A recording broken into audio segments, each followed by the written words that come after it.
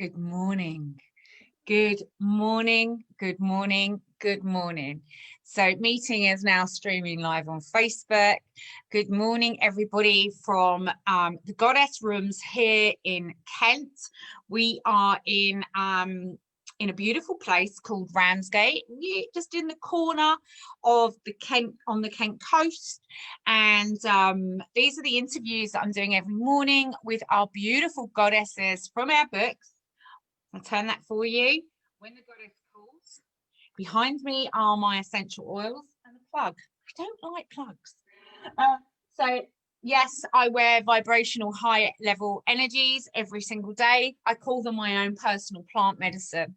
So I would love to introduce you to another of our goddesses. Today's February the 13th, and it's a goddess day, as we call it. It's 13 is a goddess number, and it's connected to Mary Magdalene. So I would like to introduce you to the most beautiful goddess, the most stunning goddess. She looks like Diana Dawes. That beautiful hair has just got that something, and absolutely stunning. Welcome, Lynn Robinson. Way. So Lynn, you do look beautiful. You're just like, I'm looking at you like, bloody hell, you're amazing. So Lynn, and I can see behind you essential oils. I know. We do love our young. Which one's that? Jasmine. Oh, we love our jasmine. I have my jasmine here. One of the highest vibrational oils. Yeah, just one drop though. Don't go crazy on it because it just goes boom. So we use jasmine every day. So you're in our beautiful book. Do you like my bookmark? You're in our beautiful book, When the Goddess Calls, Volume 4. Okay. And I'd just like to start with reading your bio so that everybody gets to know who you are, because you've had an amazing journey. You've had some pretty deep ones, and you're so honest about where you're coming from, and even though now you're still healing, and I believe that your story inspires other people, and they're looking at you going, oh, I'm going through that myself. So let's just touch on you very gently and introduce you as the sexy goddess you are. Lynn Robinson is an angelic Reiki master. Yay! She's also a theta healing practitioner who lives in Margate, Kent. Lynn is married to her beautiful husband, Paul, and they have 2 boys and a beautiful granddaughter who they adore. I know you do, Ava. Absolutely adore her, don't you? Lynn's story, who also likes the oils, doesn't she? Yeah, she's just amazing. You're an amazing grandmother. Lynn's story shows that she has faced adversity in her life, yet still has a wonderful sense of humor and the ability to light up a room with her smile. True story, that. Lynn embarked on a journey of self-discovery, and even with everything that she's been through, she has the strength to help others feel good about themselves and empower people to step forward into their best lives. She attends the Goddess Rooms regularly for her angelic Reiki shares, which helps her with her ongoing addictions, which she is overcoming. Absolutely. Lynn is also an Arbonne independent consultant, offering clients the way to use vegan nutrition, skincare and makeup to support mind, body and skin, which absolutely, look at my skin. Yeah. And I drink Arbonne every day from the inside out. Looking after themselves from the inside out. Lynn is also a distributor and a strong advocate for the Young Living essential oils, which has helped support her through some of the toughest times of her life and has increased her vibration of that of pure love.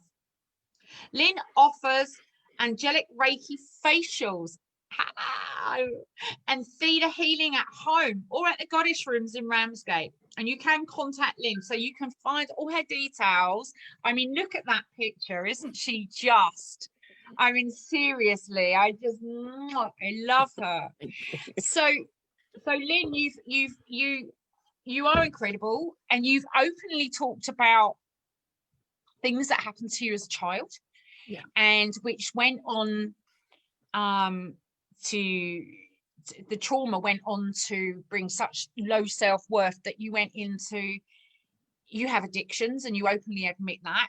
And I see you every day taking one day at a time. So Lynn, please tell us your story. Okay. I never used to drink, but when I turned 50, I know you can't believe that, but I can't, no. It's a long time ago now, but when I turned 50, I started drinking more. And my low self-esteem went down and down and down. And I started feeling rough, tired, exhausted. I felt like I was 80, not 50. I was finding it difficult at work to do my 100%, give my 100%, which is what I always did. And I worked in retail, and it was quite difficult. It was very physical. I worked in home furnishings where we had to move wallpaper and fabric and paints and stuff like that. So it was quite a physical work, and I was finding it difficult to carry on doing this. Now, looking back in hindsight, I realise why, but at the time I didn't know. And I kept going to the doctor saying, I feel rough, I don't know what's happening. And he went through everything. I had fibromyalgia, I had depression. He gave me this tablet, that tablet, nothing helped.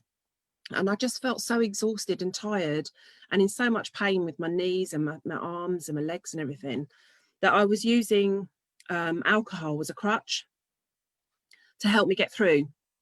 And I started off on 1 bottle 3 times a week. Then it went to 1 bottle every night. And then it started to go up to like 2 bottles every night. And the only night I didn't have any was when I had Ava, my granddaughter, because obviously I didn't want to be in charge of a young girl and be drunk. Because if anything happened, I would never, ever forgive myself. Mm-hmm. So, and then eventually I decided to go to the doctor and say, look, I've had enough. I don't want to be drunk anymore. I don't want to be like this anymore. Can you help me? I really need some help. And they did a blood test, the first one. After all these years of me going backwards and forwards, complaining I was tired and exhausted and everything, finally did a blood test. And it came back that I was lacking vitamin B12. And that's why I was so tired and exhausted. And it relates back to an operation that I had 10 years ago. I had a gastric bypass to try and lose some weight. And they said, take a multivitamin every day, you'll be fine. Yeah, no, it doesn't work like that. So everything I eat or drink goes straight through me. I'm like a horse. It doesn't stop. It goes straight through. Mm-hmm. So tablets would go in and come out the same way, if you know what I mean. Mm-hmm. Yeah, yeah. Blunt. Yeah, no, it's fine. Yeah. So I had to have injections for 2 weeks every other day to build up the vitamin B12. And then I had to go every 3 months for a vitamin B12 injection. But in the meantime, I started looking online for ways of finding some vitamins or minerals that I could take anyway, but a tablet form. So powder form or suppository or something that would go straight into my bloodstream and help me. And I came across Arbonne, and being vegan, plant-based, powder form, I would mix it up and take it. So I joined late December 2018. Mm-hmm. And I said, what's the cheapest way of doing it? So I signed up as a consultant because that was the cheapest way of doing it.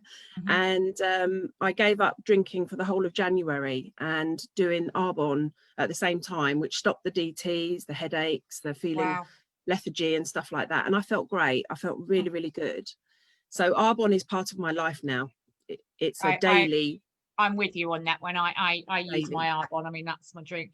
And yeah, I also, yeah, and I also agree with you. My stomach doesn't seem to digest tablets, vitamins. So I have the greens from the Arbonne, and I have, I also, a really good, they call it a secret weapon. I put powdered vitamin C in my drink every day too. So I hear you, because the greens, the bacteria, everything, you know, for your stomach. So yeah, I hear you. And a lot of people don't realise that either. No. But I just, I had to try and stop drinking. And it's still a daily struggle. I'm not kidding you. It's an addiction at the end of the day. And there are times I go, do you know what? I'm gonna have a drink. But the problem with me is I can't just have one glass or one bottle. It has to be 2 bottles until I'm absolutely, well, I don't remember going to bed, put it that way. So I'm comatose. My soul sort of, after the first bottle, my soul decides to bugger off and leave me to it, because it doesn't want anything to do with me anymore. So, and then through Arbonne, my upline is Natalie Bradley, who is in Perth in Australia. And she wrote a chapter in your first volume of When the Goddess Calls. And me and a colleague of hers decided to come to the book launch to represent Natalie by doing so. And I've never met you before, didn't know anybody in the room apart from the person I went with. And we met for the first time. And the rest is history, should I say. Indeed. I remember my colleague was asking you all these questions. Well, what about this? And how about that? And what does this happen? You know, and all this sort of thing. And I just sat there drinking the glass of wine that I'd been given. And you turned to me and said, "Can I scan you?" And I went, "Is it going to cost me anything?" And he said, "No." So you scanned me and you told me that I had a lot of pain in my solar plexus. And I said, "Yeah, it's probably the drink." And I hold the glass up and you said, "No, it's not the drink. It's you're using the drink to push that pain down. You need to come and see me. When I get back from Australia, text me and we'll make an appointment." And we did. And that was June in 2019. And the rest is history, basically. You saved my life, literally. Thank you. But you did it yourself. I just opened the doors for you. So you went on to do your angelic Reiki, 1, 2, 3, and 4. So you're a master. So that literally lifts your vibration up. And it's the highest vibration when it comes into the healing modalities gifted on the planet, because we don't do anything. The angels put the vibration in. But it's also important to say, when we do this work, if you've got a shadow side that needs to be dealt with, it's going to raise to the surface, and you've got to deal with that shit, right? So it's not all love and light. You do have to deal with it. And then you went on to do theta. You've done theta basic, theta advanced, and dig deeper. And you're coming on to do some others after. But how has that helped you? Because it is a daily struggle with you having the drinks, and you know, I acknowledge you for it. We give you so much love and support because there's no judgment. And you know that feels you know, that feels good. So in your life with these healing modalities, how has it helped you? Immensely. With theta, and especially now with the oils, you know, when we went into lockdown, and we've started to do mantras in pajamas and using a different oil every month and doing a different mantra every month. I loved lockdown. I'm not lying. I loved it. Because, you know, we could do everything online, and if we had a problem, we text each other and we clear each other and stuff like that. And the only thing I missed was the angelic shares. You know, because being physical and having a hug and whatever. But they really have helped me. And I remember Michelle and Rochelle saying to me prior to my basic theta starting that blocks will be put in the way. You'll have a cold and you'll say, "Oh, I don't really want to go," or something will go wrong, or you have a prang in the car, or something will happen to stop you from attending the theta. And well, I couldn't have had a bigger one, could I? Because my mum died the day before. She did. She really did. And tell us about your relationship with your mum. It was a bit fraught, I must admit. I have a feeling that when I look back now, that I think she was jealous. As in the book, I start off by saying that I was the youngest, the only girl, and I was born on Daddy's birthday. So I was Daddy's little princess, you know, and I think she was jealous. I think she was jealous of the fact. I mean, she was grateful that she had a little girl now, because she'd had 2 boys prior, and they were 8 and 9 years older than me. So everything was new. And I had curly hair. She didn't. She had straight hair. So she used to spend hours curling it, like, what's her name? Shirley Temple. And I used to spend 5 seconds brushing it all out again because I hated it. But no, she wasn't really a cuddly person. She wasn't really a person who I could go to for anything. Whereas my dad was completely opposite. You know, Dad and I had a fantastic relationship, and I think it was that she was jealous of. And I suppose over the years she became very bitter, but very, very bitter. And she used to play me and my brothers off with one another, you know. Oh, well, she said this and he said that, and you know, and we would fight, but without actually being face to face fighting, if you know what I mean. It would be like, well, I'm not going to speak to him if he said that about me, and well, I'm not speaking to her if she said that about me. And my mum would be sitting there going, yeah, you know, because she's playing us off with one another. So it was quite fraught, and I loved my mum, but I didn't like her, if that makes sense. You know, and I wasn't. She often told me actually that I wasn't the daughter that she'd hoped for, which doesn't help. So that doesn't help with your unworthiness. No, that's right. So, what? Tell me about your childhood. I had a happy childhood. I was a tomboy. I was into everything. I had 2 older brothers, so it was like dungarees on, mate, and follow my brothers, you know. And they tried to get rid of me on quite a few occasions. So their street cred wasn't very good, having to drag their sister along, you know. But when they were, because they were a little bit older than me, I did feel like an only child most of the time. So I used to play with myself basically and do imagination, and I used to, you know, be the princess in a castle, or I used to, you know, go racing around the block in my bike and stuff like that. So I was always outside. I was always outside and always very physical. When I got my bike for the first time, I went all over Thanet. I mean, I was like, in fact, King George V Park was my favourite playground. I used to like cycle all the way over there from Broadstairs and run about and play. And if I could find anyone to play with, I would, you know. I was very effervescent and, oh, you know, I'll play with you. I'll do this. I remember once finding a couple of girls and a boy just down the road from us, and they'd just moved in. I was so excited. I went over and I thought they looked a bit odd, but I thought, you know, I'll go and play with them because it's someone to play with, you know. And they were playing skipping and stuff like that. So I played with them, not realizing that they all had chicken pox. Right. So guess what I got? Chicken pox. I think I was about 7. So covered head to toe. In your book, when you were 15, your parents decided to separate and divorce. Yeah. And you say here that you felt, you know, your brothers went off to the army and the RAF, and you felt really lonely. And Yes. when you was 15, you started to self-harm. Yeah. Yeah. So what happened then? Because this started the addictions. Yeah, I overheard my dad saying to my mum in a row, because they'd separated, but my dad was still living in the house. And he said to my mum one day, if it hadn't been for Lynn, I'd have divorced you years ago. Now, when you're 15 and you hear that, you think it's all my fault. It's all my fault. Wow. If it hadn't been for me, my mum and dad would be happy. They'd be separated. It's all my fault. And, you know, Wow. and I started going inward because of that. I mean, I know now it wasn't that my dad was just saying that, you know, obviously he stood by my mum because she was pregnant with me, but he would have divorced her had I not been around. So I started to bite myself. Wow. At with 15. anger, you know, anger. I used to really sort of bite myself. Oh. And I used to pull my hair out, you know, really yank it. And I used to bash my head against the wall as well, because it was a release. I know. The pain would be a release. But I always did it in my bedroom. Nobody ever knew about it. I mean, I didn't cut myself, thankfully. I didn't cut myself. But you know, everything else.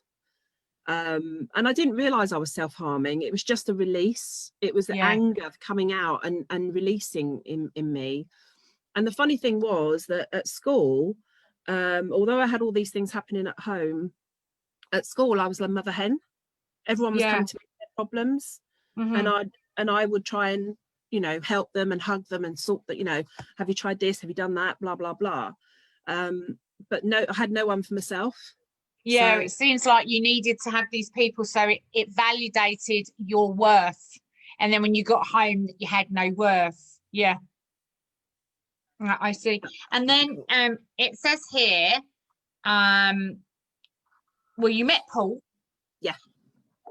And it says that you're also a nurse. You was a nurse. So you got your nursing qualifications in 1983 at No, Whips I Cross, didn't qualify. London. I didn't qualify. You didn't? No, I did 18 months of, they call it RGN now, but it was SRN in those days. Yeah. I did halfway through my 3 years. But I couldn't understand where people went when they died, and no one could give me those answers. And I just felt like a square peg in a round hole. I just didn't fit in with everybody. And although I enjoyed the nursing, the only time I felt I was doing any good was when I was actually doing CPR on someone. Yeah. When you were giving again, when you were going out to save. Yeah. Interesting pattern. Yes. Yeah. Interesting pattern. So you've always been saving people. Yes. Always, which we call the wounded healer. Yeah. Yeah. And all the time you're doing that, you're self-sabotaging yourself. Yes. Yeah. So a lot of women do this. You know, they go to help other people, and inside they're dying, because that's literally what you're doing, and your body's calling for help. And so you went on, you met Paul. Yes, I did have an abusive relationship beforehand, though. I had an abusive husband, but it was mental abuse, and that didn't help either.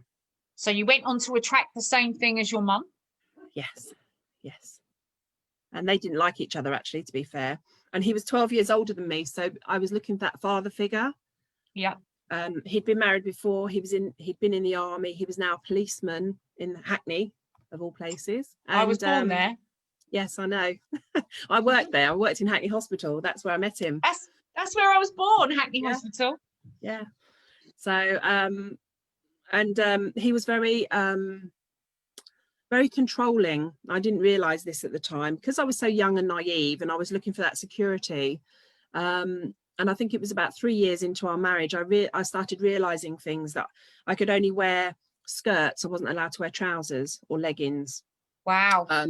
I wasn't allowed to wear nail varnish or lipstick because only whores wore them. Wow. If we were going to his friend's home, he would tell me what to wear, and I'd have to wear stockings with suspenders and a tight skirt and a black bra with a white shirt and things like that, so that he could put me on his arm and say, look what I got, you know. Wow. Like a trinket. Yeah, he was very, very controlling.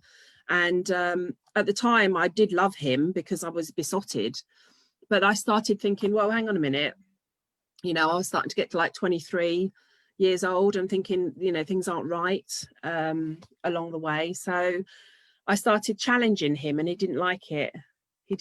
So then I started squirrel eating, where I would squirrel stuff into a box in the wardrobe, and then when he upset me, I'd go and eat from that box. Wow. So this is the addiction from the 15-year-old going to this with the food. Yeah. Then you did this with the food, and this went on to have so what happened just before you had the operation?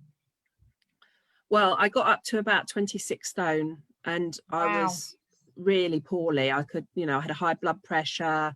I was on the verge of being a diabetic, and I tried every diet under the sun, you know, all of them.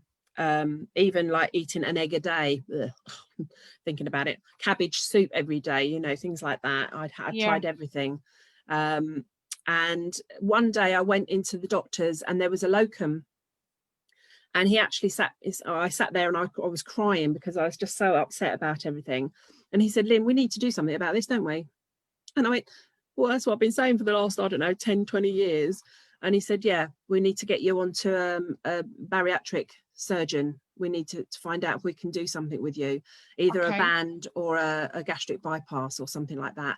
And it was the first time I felt relief because somebody had actually listened to what I was saying and did something about it. And I was been ever so grateful for that doctor. He was a locum. He was just a stand-in. He was just the one person that just turned up on that day. And I finally had my operation. So what did that consist of? What is it? What exactly is it? You hear people talk about it, but what is it? What does it consist of? What happens? It's called the Roux-en-Y, and basically they take away, well, they cut away most of the stomach and leave a stomach that's about the size of an egg. And they bypass from that stomach, they bypass the rest of the stomach and go straight into the intestine. So I have to be really careful what I eat and drink. If it's full of sugar and I've not had anything prior to that, then I can go into a hyper. And that I call those like my episodes. I've had about 10 episodes since I've had my operation, and they're not nice. You're sweating, you go into a state of, you know, you're there, but you're not, you're looking down on yourself and you're thinking that's not right. You're sweating profusely. I just want to lie down and die, basically. It's horrible. So here it is then. So, and with the drinking, with that, surely that's not good. No. And that's why you've been struggling and really working on yourself. And we really support you here. And going through that, it's been a lifetime of addictions of unworthiness. Yeah, totally. And I can see that now, but at the time you don't see it. And I used to ask all these questions when I was nursing. I used to ask all these questions, and nobody seemed to have the answers. About 12 years ago, I started reading Sylvia Browne with an E. Yes, and absolutely. I literally bought all her books and I read brilliant. them. Well, she's passed now, but yeah. I know, yeah. She predicted this. She actually said back in, I think it was 2008. 7, 8, like and then she did something, and then she did another one in 2012, and she actually predicted. I mean, the media, like they slaughtered her as usual. They always do that when someone speaks the truth, but and she predicted the virus, and she said it will come, and then all of a sudden it will just disappear. And she said the money's going to go. They're through this virus, they're going to create something that they can take the money out, so that people just use cards, so that they know where everybody is, what they're doing at all times. And she did say that before she passed, and it was really bizarre. I didn't really take much notice of that. I remember reading it thinking, well, it's one of those far-fetched things, you just don't even get into it. And when it kicked off, I thought, oh my God, she did predict it. Yeah, she knew what she was talking about. She was channeled it. It was through watching Montel. When she was on Montel, it was a show. I remember. I just happened to turn it on one day. I mean, obviously divine intervention again. And I turned the telly on, and it was there. She was on there, and I thought, oh my gosh, she's fabulous. I need to know more about her. And she answered all the questions. She was ticking all the questions that I've been asking for years and years and years, and now I'm starting to realize, my eyes are opening, and I'm really starting to know why I'm here, because prior to that I didn't know.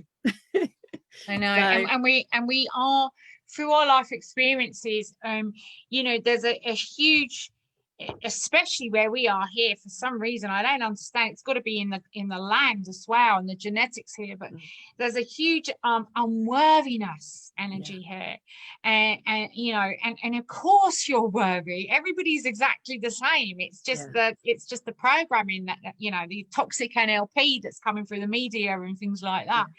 And you are worthy, and what you've gone through to come out the other side. And it is a struggle, and I honor you so much and acknowledge everything that you're saying.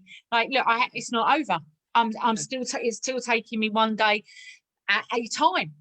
And I know you go up and down, and you go up and down, and for someone who struggled themselves with addictions, I honor you for what you're doing. So what next for you? Well, I want to heal the world, as Michael Jackson put. Absolutely. And you will, because you do have the most beautiful energy. You do have the most nurturing energy. And as for your angelic Reiki facials, there is nobody else that does that. Nobody else. And I'm going to tell this to the world on here. I mean, they might all start jumping on and adding it to their biogs now that they do it, but let me tell you now, there wasn't anybody else but Lynn until people will watch this. And no one else does that. And to do the angelic Reiki, the facial, is just amazing. So how can people connect with you, my darling? Through your Instagram page, through your Instagram, Facebook, my Arbonne essential oils, Young Living Central Oils. I've got it all, it's all out in the book anyway. So you make the rolling balls for people as well to try, don't you? That's it. Yeah. Yeah. There's a little one, but I've got bigger ones as well. Yeah, and I want people to know as well. I mean, I've just had all my house renovated.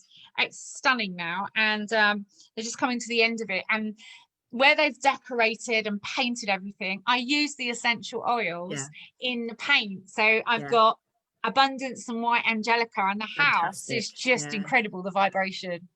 Yeah, well, I can't wait to move because we've sold our house and we're looking to moving, and I can't wait to move because I'm going to do a treatment room, and it's going to be painted like upstairs in the goddess rooms, gold with purple with gold Sanskrit writings on. Yeah, and I'm going to put Abundance and White Angelica in them when I do it. Of course. Yeah, that'd be amazing, and so many people will be able to enjoy that energy from you. Yeah. I'm really happy you've sold your house. Thank you. Asking the universe to bring you the most amazing property now so that you can thrive with the most beautiful energy in the land, so that you can attract the right people into your life. And thank you for coming on, my darling. Thank you Thank you for having me. So much. Thank you. God bless. Bye-bye. Bye-bye, darling.